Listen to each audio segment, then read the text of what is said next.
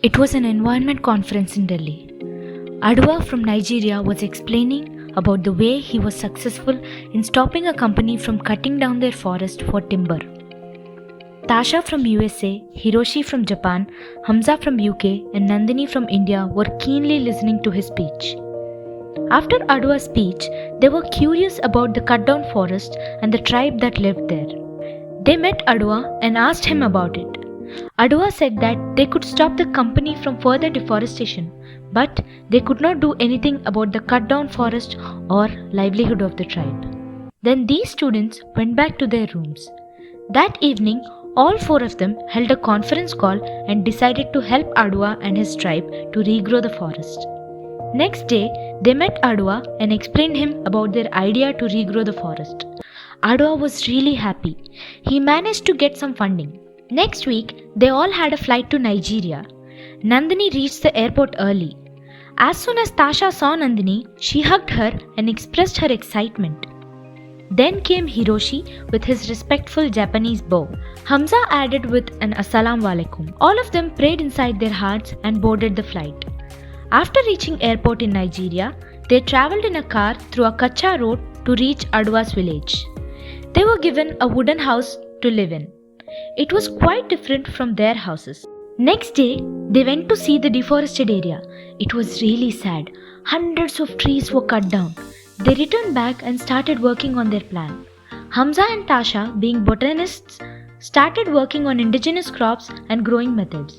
Nandini and Hiroshi, being social activists, tried to persuade the tribes to help them. Africa was extremely hot. This was the first time that they spent time with each other and in a different place. So they were trying to adjust themselves to each other and the place. Within a week, they started the afforestation program. They were all working really hard.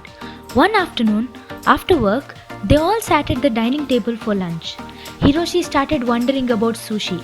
Hamza interrupted with his sandwich and Nandini explained about laddus. Tasha explained about burger with her American accent. Then all started discussing and suddenly Tasha fell unconscious. Nandini started rubbing Tasha's hands like once she did for her grandmother. Adwa called the tribal doctor. She gave some medicine made of plant roots to Tasha. Hiroshi stayed up all night sitting beside Tasha to make sure that she's alright. Nandini and Hamza prayed for Tasha the whole night.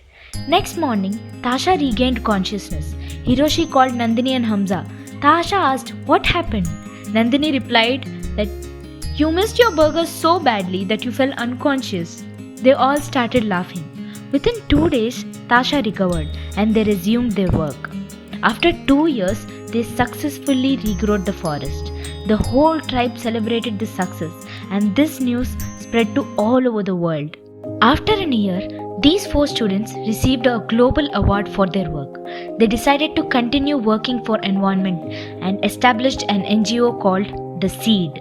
4 people from different corners of world with different cultures and beliefs came together, worked together and proved that together we can achieve despite our diversities, said Adwa on his speech for inauguration of the Seed NGO.